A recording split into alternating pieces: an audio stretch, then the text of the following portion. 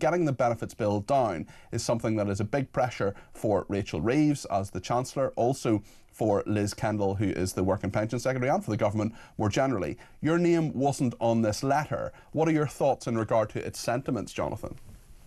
I agree with them. You agree with them? Are you going to rebel? I do. I'll be very clear. When these cuts were announced, I spoke locally with my party and said I couldn't envisage myself voting for those cuts. I think we've got to be, and I don't intend to, I should say very clearly. So just to be clear, Jonathan, I haven't heard this before. You're saying that you're going to vote against the government. Is that the first time that you will have rebelled? Yes. And I think it's really important to be clear about this. So much of what is in that green paper is absolutely right. We have to reduce the benefit bill in this country. We have to get people back into work. Work is absolutely the right place for people to be. And I think we've gone through a generation where the benefit bill has skyrocketed. But cutting support for disabled people doesn't solve that problem. That is about balancing the books. That's about making the numbers stack up for fiscal rules and everything else. I have spoken to countless people in Hartlepool, people who actually are in work but rely on PIP in order to support them to do it, who are going to lose under this system. I have spoken to people who are anxious and they are scared and they do not know what the future holds if this goes ahead. I think we have to be absolutely clear. Yes, we want to get people back into work. That is absolutely right. And by the way, there are people out there who should work and could work and don't want to work. And that's also a massive problem that we have to solve.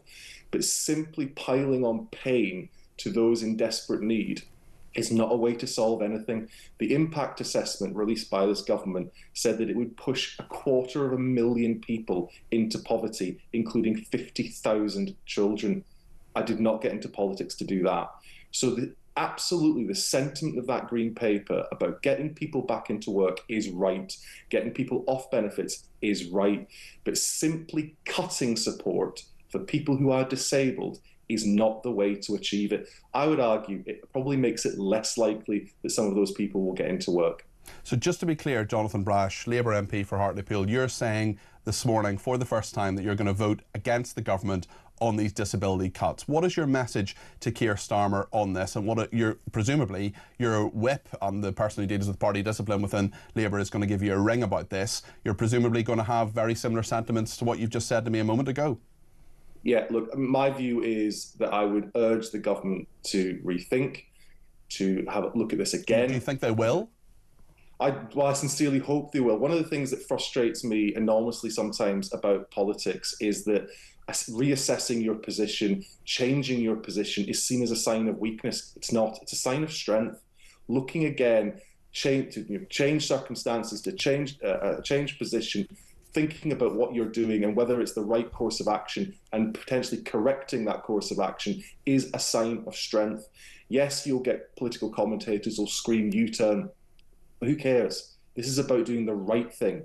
And there are people right now in my constituency and constituencies right across this country that are worried, they're scared, they're anxious, and they're potentially going to be pushed into poverty by these specific changes around personal independence payments. I think we should rethink that. But I reiterate, the overall aim of the government and the Green Paper to get people back into work and the support they want to put in place to make that happen is absolutely correct. That's why it's so frustrating to me, because I support so much of what is in that Green Paper.